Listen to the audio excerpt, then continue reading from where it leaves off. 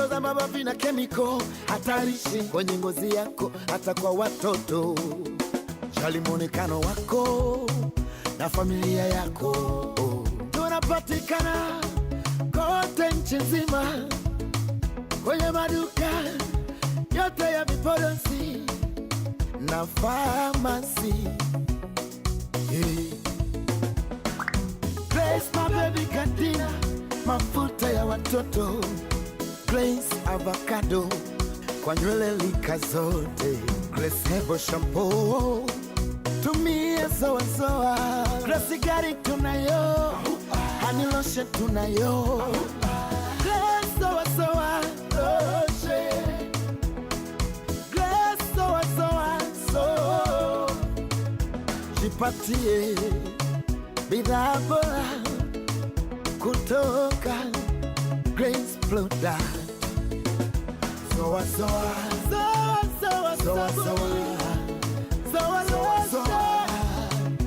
zoa zoa zoa sabuni. Hello, mimi naitwa Linux Sunday Jada, Jada the VOA. Kwa kuijali ngozi yangu na kuipenda, natumia bidhaa kutoka Grace Product.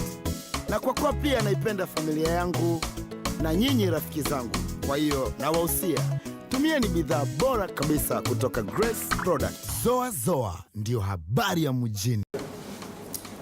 Karibu tena katika kipindi chako, kipindi kipendacho, kipindi cha Grace na asili yako. Kipindi hiki kinaletwa kwako kwa udhamini mkubwa wa Grace Products Limited.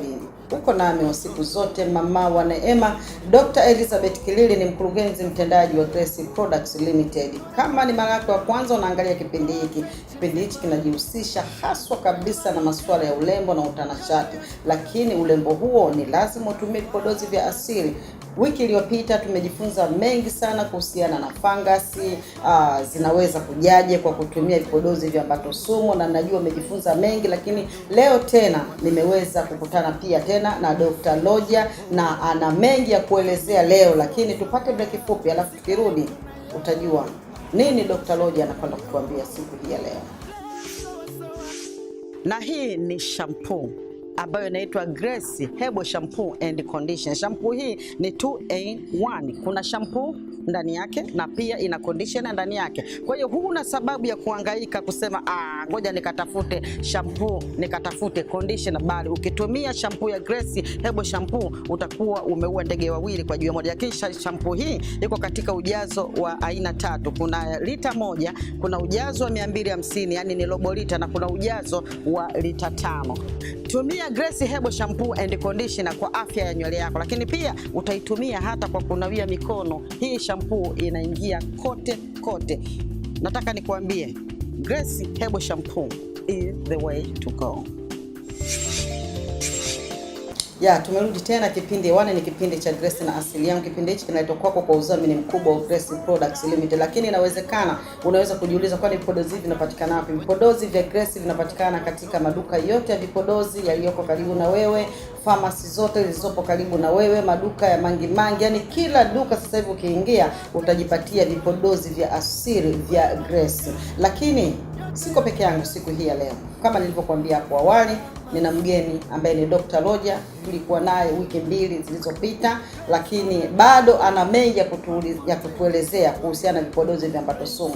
Niweze kukaribisha mgeni wangu, jitambulishe tena. Inawezekana kuna mwingine hajakusikia, wewe ni nani, umetokea wapi, na zeni tutaendelea nini ambacho kimekuleta siku hii ya leo. Nashukuru sana kama ulivyonitambulisha awali. Mimi naitwa Dr. Rogers Alphonse, na kimsingi mimi si mgeni kama unavyoniona wewe mgeni mwenyeji. Kimsingi mimi tushakutana mara 2 mara 3 kwenye vipindi viwili vitatu ambavyo vimeshapita, na kwa yule mpya ndio kama nilivyokwisha kusema awali, mimi naitwa Dr. Rogers na niko hapa leo na mengi. Kimsingi nina mengi. Vipindi vilivyopita tulizungumza mambo kadha wa kadha kuhusiana na vipodozi, sabuni ambazo zinaweza zikasababisha madhara fulani kwenye mwili, lakini leo nina mengine mapya kwamba vipodozi kuna vitu vingine vinaweza vikasababisha kwenye mwili. labda wakae tayari tu kunisikiliza. Of course wako tayari, kwa sababu doctor unatufundisha vitu vingi sana na watu wanapata elimu. Unajua watu wanatamani kupata elimu, na kama unavyojua Watanzania ni wasikivu sana, wanahitaji sana kupata elimu, na kupitia kipindi hiki cha Grace na Asili Yangu wengi wanaenda kuelimika kutokana na ni vipodozi gani salama ambavyo natakiwa watumie na vipodozi gani ambavyo sio salama natakiwa watumie. Dokta, leo mimi na swali ambalo ni la msingi sana na kwa sababu nimekutana na watu wengi sana wanalalamikia vipodozi vya viambato sumu, vinaleta hiki, vinasababisha hiki, vinasababisha hiki. Vipo vitu vingi na hata wewe mwenyewe vingi umeshavielezea ni madhara gani ambayo unaweza kuyapata kwa kutumia vipodozi vya viambato sumu. Lakini leo nataka nifahamu kitu kimoja dokta, na ningependa ukielezee kwa mpana sana. Nafikiri kitawasaidia wengi, hasa kwa mabinti ambao ndio wanachipukia sasa hivi wanataka kuingia kwenye ndoa zao, lakini wengi wameingia pia kwenye ndoa. Kumekuwa na changamoto nyingi ya upatikanaji wa watoto, yani vitu vingi tu ambavyo vinaletelezea, lakini kumbe sababu labda alitumia vipodozi vya viambato sumu. Lakini najua majibu ya maswali yangu tutapata kutoka kwako. Dokta, nataka kujua kuna uhusiano gani au kuna shida gani ambayo mtu akitumia vipodozi vya viambato sumu vinaletelezea kubadilisha hali ya homoni kwenye mwili wake? Ni kweli. Kwanza nishukuru kwa hii nafasi, na kikubwa hilo swali ni pana. Yaani hilo swali ni muombe tu mpenzi mtazamaji asinyanyuke, kwa sababu kitu ambacho nataka kufanya kwenye hilo swali nielezee kimsingi kabisa, msingi wenyewe wa hilo swali ulivyoliuliza. Na kwenye hilo nadhani kwanza ningeanza tu kuwafahamisha kwa wale ambao hawawezi kufahamu maana ya homoni, vichocheo kwa maana kwamba homoni ni aina fulani ya kichocheo ambacho mwili unakitumia kwenye kufanya kazi zake ziende kwa ufanisi zaidi. Kwa hiyo aina hizo za vichocheo zinatengenezwa sehemu mbalimbali za mwili, na kila kichocheo kina kazi yake. Kila kichocheo kina kazi yake. Japokuwa pia kuna vichocheo vingine vinaingiliana kwenye ufanyaji kazi. Kwa hiyo ninaposema kichocheo kwa maana ya homoni, kimsingi kwa nini tumeleta kwenye vipodozi? Kwa sababu mwanzoni, kwenye vipindi vya mwanzo kabisa, kama ulishawahi kunisikia nimesema kitu, mtu anapotumia vipodozi vyenye kemikali, zile kemikali nyingine zinaitwa endocrine disruptors. Aina fulani ya kemikali zinaharibu mifumo ya homoni, mifumo ya utengenezaji wa homoni, ama mifumo ya usafirishaji wa homoni, ama vichocheo. Na mwingine aelewe hormone. Ngoja nibebe hiyo vichocheo, ama mifumo ya utendaji kazi wa vile vichocheo. Kwa hiyo zile product ama vile viambata sumu kwa njia moja ama nyingine vinaweza vikapelekea matatizo ya hormone kutokukaa sawa, vichocheo kutokukaa sawa, yani kitaalamu tunaita hormonal imbalance, ambao sasa hizi nadhani ni tatizo kubwa kweli kweli. Yani ukawachukua wamama 10 ukawaweka sawa, wale wadada ambao wanakuwa ukawaweka pale wadada 10 sawa, kwa kati ya wale 10 basi utakuta 5 ama 6 wanasumbuka na hormone sawa. Sababu za hormone kutokukaa sawa zipo nyingi, lakini mimi nataka nibebe hii ya vipodozi. Nibebe hii ya vipodozi kwa maana gani? Kwa sababu inachangia kwa asilimia kubwa tu kwenye uharibifu wa mifumo ya vichocheo. Kwa hiyo tayari tunafahamu kichocheo ni nini, hormone ni nini.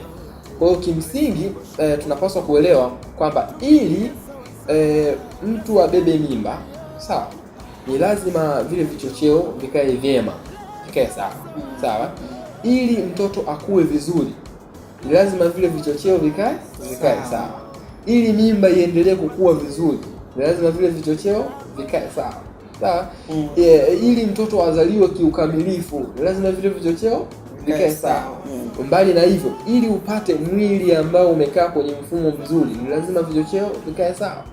Ili upate hedhi nzuri, ni lazima vichocheo vikae sawa.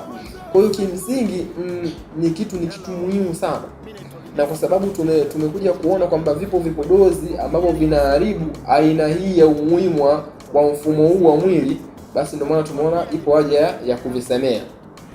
Kwa hiyo kabla ya kusema moja kwa moja, mimi nadhani pia niwapitishe tu labda kwa haraka wapenzi watazamaji waelewe kwamba kwenye hizi hormone tunazozungumzia nini hasa, hivi vichocheo tunazozungumzia nini hasa kwenye vipodozi.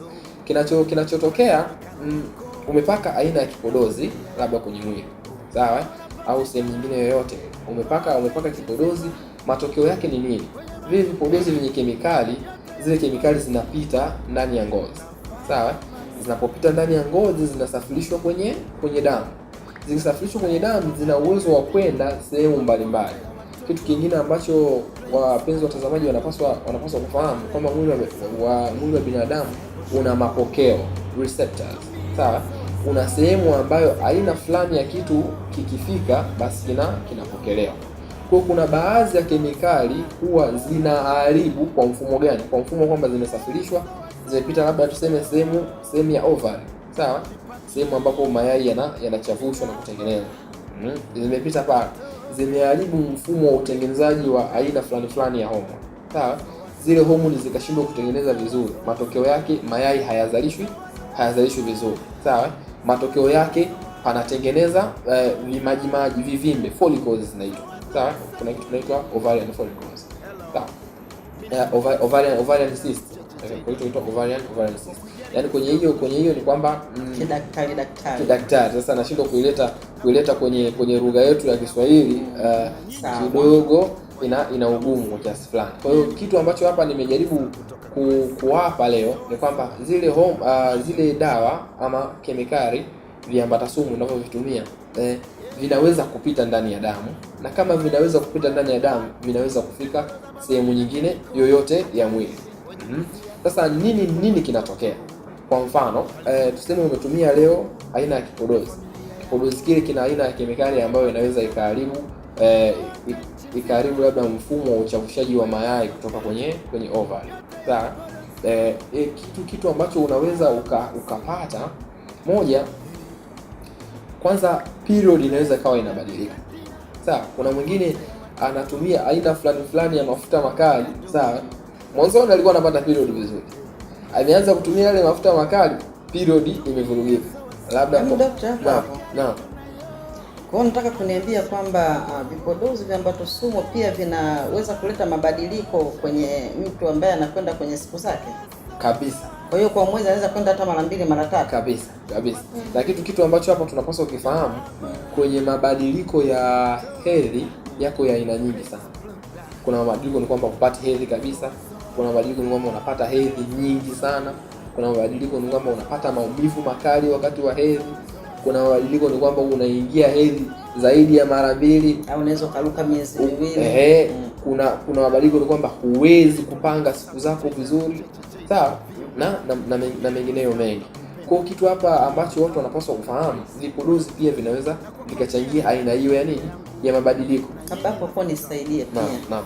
Kwa hiyo ulichoongelea hicho kwamba kuna mabadiliko pia yanaweza kupatikana kwenye hedhi zako kutokana na vipodozi viambato sumu. Naam. Unaweza kunisaidia kunijibu swali hili kwamba unaweza kufika mama hajafika wakati wa kufunga, lakini unakuta na miaka 35 au ana miaka 40, anakomea hapo, anakuwa haoni tena hedhi zake. Naam. Naomba nisaidie hilo. Kwenye hilo ni kweli.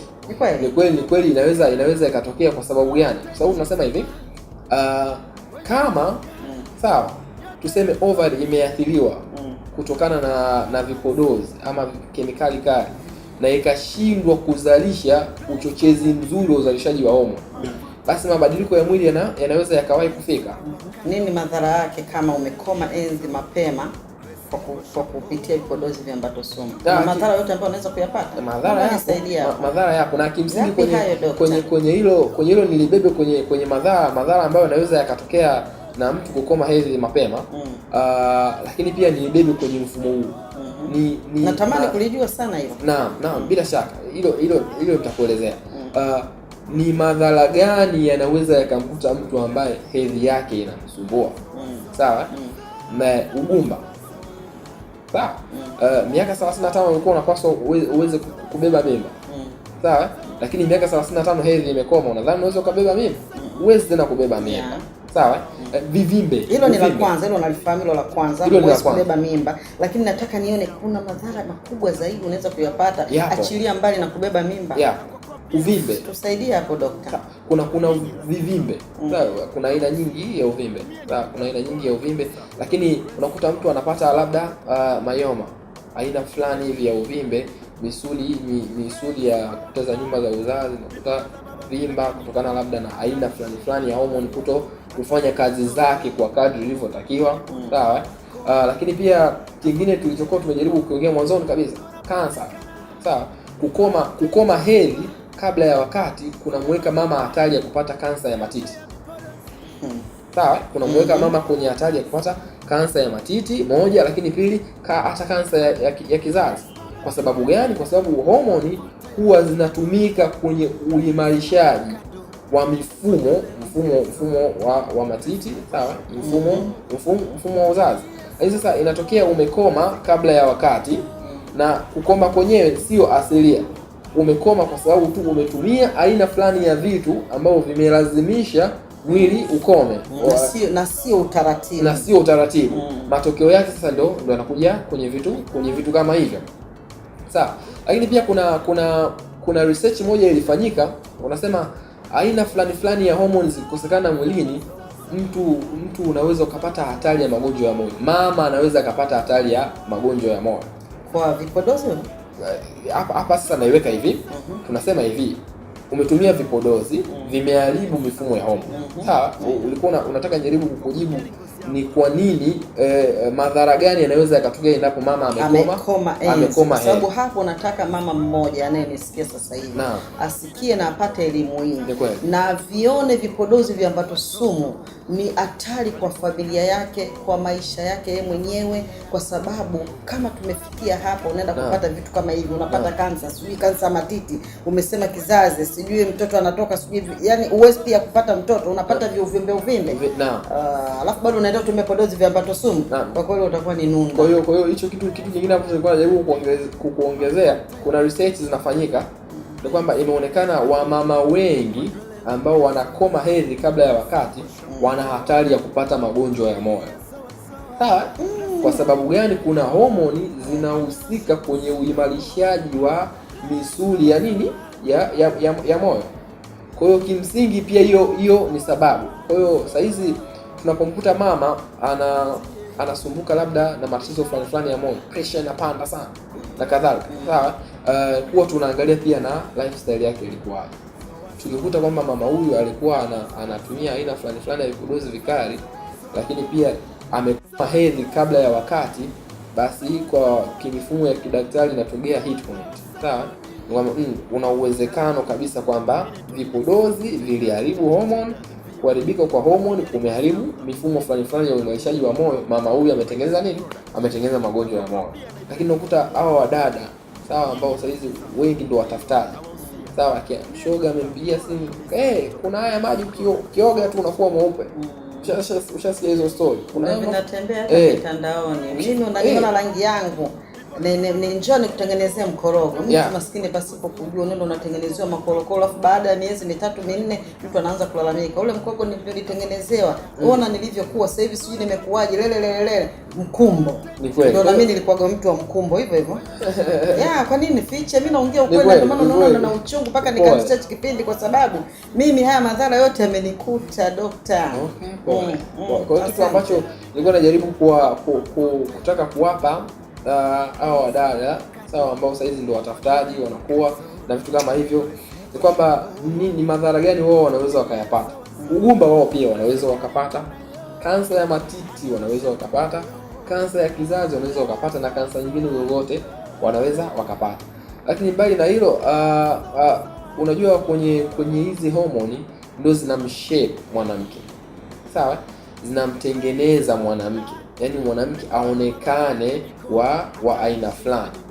Umeshawahi kukutana na wanawake ndevu zinatokea, sawa, lakini mwanamke ana ndevu sasa kupita kiasi, ya ile 12 tatu hizi za kawaida au hizo zinatokea, hizo zipo. Kwa sababu gani? Kitu ambacho pia mnapaswa kufahamu, homoni ambazo zipo kwa mwanamke zipo pia kwa mwanaume, na homoni ambazo zipo kwa mwanaume zipo pia kwa mwanamke, ila kwa kiwango gani? Kwa sasa kinachotokea kwenye vipodozi, aidha umetumia kipodozi kikaribu mfumo fulani wa homoni. Kuna homoni inaitwa testosterone, sawa? Ni homoni ya kiume, ni homoni ya kiume. Ile homoni inapozidi, sawa, ndio inamtengenezea mwanamke mazingira ya kiume. Inamtengenezea mazingira ya kiume ikiwemo ndevu, sawa, besi, misuli. Mwanamke unakuta amekakamaa tofauti na mwanamke mwingine ambaye yuko nacho. Kwa hiyo kitu hapa ambacho watu wanapaswa kufahamu, ndevu inatokea kwa sababu pia tumesema homoni za kiume pia zinapatikana kwa nani? Kwa mwanamke. Lakini kwa kiwango gani? Sawa? Ni kweli inawezekana ulikuwa na ndevu 2, lakini kwa sababu umetumia kipodozi chenye viambata sumu, zile ndevu haziko 2 tena, ziko 200. Zimeongezeka kwa sababu umezipa sababu ya kuongezeka. Lakini pia nikitoka kwenye hilo, saizi tunakutana na watu wengi sana wenye matatizo ya hedhi. Sawa, matatizo ya hedhi ambayo mwanzoni niliyagusia kidogo tu. Aidha moja, mwanamke anakuambia bwana daktari, mimi mwezi huu nimeingia mara 3 na si kawaida. Si kawaida. Kwa hiyo kimsingi kwenye shida kama hiyo, mwanamke ameingia hedhi mara 3 kwa mwezi. Sawa? Mwanamke anaingia hedhi anapata maumivu kiasi kwamba hata kusimama kwenda kuchukua maji anashindwa. Sawa? Hayo yote ni matatizo. Maumivu ni kawaida. Maumivu yao ya kawaida. Yasiwe maumivu yakakufanya ukashindwa kufanya shughuli zako za kawaida. Sawa? Unapata bleed, damu inatoka nyingi kiasi kwamba ukiweka vikombe vile vidogo unaweza ukajaza mara 2 kwa siku. Sawa, pedi unabadilisha mara 5 na zote zimeloa damu. Mwingine anapata damu kutoka kwa wingi, period inakuwa nyingi kiasi kwamba mpaka anaishiwa na nguvu. Anakuja hospitali, tunaanza kuanza kumuongezea maji na kadhalika. Hayo yote ni madhara yanayotokana na homoni kutokukaa sawa. Na nimesema awali, sababu ya homoni kutokukaa sawa zipo nyingi, lakini vipodozi vinachangia. Kwa hiyo kwenye hilo tunarudi kwenye cycle yetu ile ya awali. Ni kwamba uharibifu wa vichocheo ndio sababu kubwa sana ya matatizo ambayo nimekwisha kuyataja hapo mwanzo. Ikiwemo ugumba, ikiwemo hedhi mbaya, sawa, ikiwemo kansa, sawa, ikiwemo shepu mbaya kwa mwanamke, ndevu, sawa, na kadhalika. Hivi kumbe daktari? Naam. Kwa hiyo kumbe hata vipodozi viambato sumu vinachangia sana kuweka kwenye shepu mbaya. Kwa shapeless. Kwa sababu kitu ambacho najaribu kusema hapo ni kwamba tunapaswa kuelewa kwamba homoni zinahusika kwenye kumfanya mwanamke awe mwanamke na mwanaume awe mwanaume. Tuseme umekutana na mwanamke ana ndevu zaidi ya za kwangu hivi. Wewe unamuonaje umbo lake? Anatisha.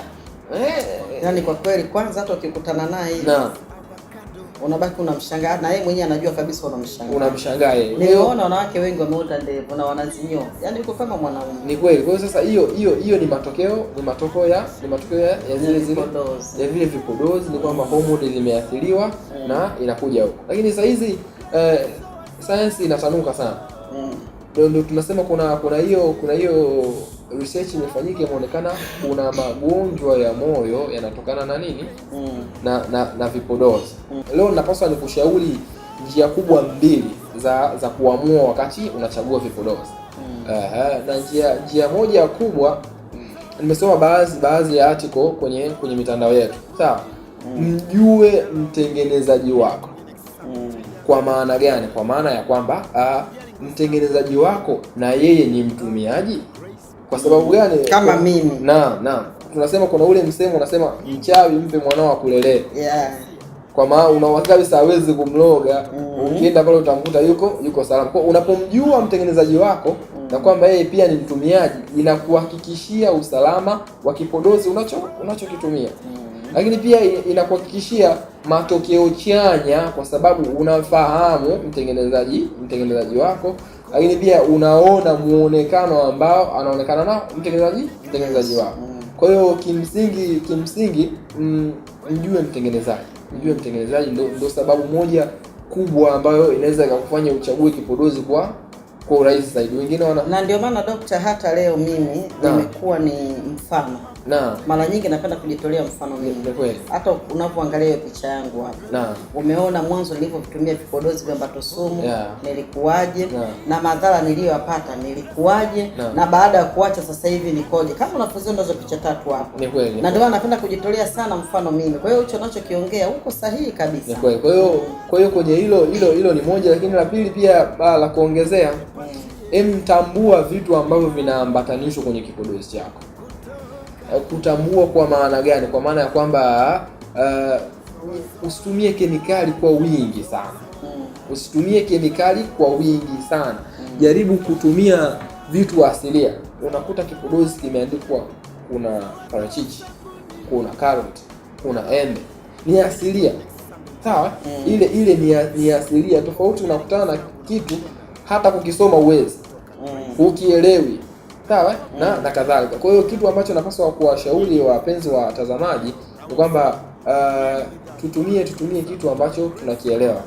Parachichi wewe unalielewa, tango unalielewa, na kadhalika wewe unaelewa. Na ukakuta kipodozi kinakwambia ni kwamba ndani ya hichi kipodozi kuna 1 2 3 4 5 ambavyo unavielewa, ni bora zaidi. Na pia inakuepushia kwenye mwanzoni kabisa tumesema allergy. Sawa? Inakuepushia kwenye utambuzi wa mifumo fulani ya allergy. Mwingine anajua kabisa kwamba mimi bwana nina allergy na sulfur. Sawa? Na unapojua kwenye kipodozi chako kuna sulfur ama hakuna sulfur, inafanya nini? Inakusaidia kwenye kufanya maamuzi ya utumiaji. Naam. Nikushukuru sana dokta. Mimi binafsi haya maswali niliyokuuliza nilikuwa nahitaji sana majibu. Kwa hiyo kama mimi nimepata majibu, ninajua na mwingine hapo amesikia. Umesikia dokta amefundisha kitu kizuri sana. Umejifunza mengi na ninajua utachukua hatua, na mwisho hapa dokta atasema anapatikana wapi, ambaye wewe wenzako zinabadilika zieleweki, kama aliposema hapo awali zikiwa zieleweki. Kitu cha kwanza, acha vipodozi vya Mbato Sumu. Ukishaacha alafu nenda kwake. Yeye atakutibu, atakwambia ni vitu gani utumie ili uweze kurudi katika utaratibu ambao ulikuwa nao mwanzo. Dokta, labda kuna wawili watatu au wote watazamaji wangu waliokusikiliza wameguswa kwa namna moja ama nyingine na wanatamani kutoka wapo na wamegundua kwamba vipodozi vya Mbato Sumu sio salama, wangepata mawasiliano yako, wanakupata wapi ili uweze kuwasaidia? Mimi binafsi umenisaidia mengi sana dokta. Nashukuru kwa nafasi hiyo. Kimsingi kama nilivyokwisha kusema awali, mimi naitwa Dr. Rogers Alphonse. Nilisha kutoa namba zangu kwenye vipindi vilivyopita. Unaweza kanipata kwa namba zangu zote ni za Tigo. Namba ya kwanza ambayo naitumia sana ni 0718 15 0484. Narejea 0718 15 0484. Ukanikosa kabisa kwenye namba hiyo, basi unaweza ukatumia namba ya 0711 500 561. 0711 500 na kimsingi mimi napatikana, kuna kituo kinaitwa Distance Center kwa wale watumiaji wazuri kabisa wa ramani. Ukisearch Distance Center itakuelekeza, ipo Ukonga Station. Nashukuru sana mamangu. Asante sana dokta. Hata mimi mwenyewe unaweza ukanitafuta, nitakupatia namba ya dokta na nitakuelekeza. Lakini pia usiache kunifollow Instagram, andika tu Grace Vipodozi, Facebook Grace Vipodozi. Wasema tusikushika namba ya dokta. Nimejifunza vikipindi hichi kupitia dokta, lakini nataka nionane na dokta. Mimi nitakuwa rahisi kukuelekeza kwa sababu unahitaji na wewe uwe salama kama mimi nilivyokuwa salama. Ulikuwa nami mama wa Neema, Dr. Elizabeth Kilili, ni mkurugenzi mtendaji wa Grace Products Limited. Ciao.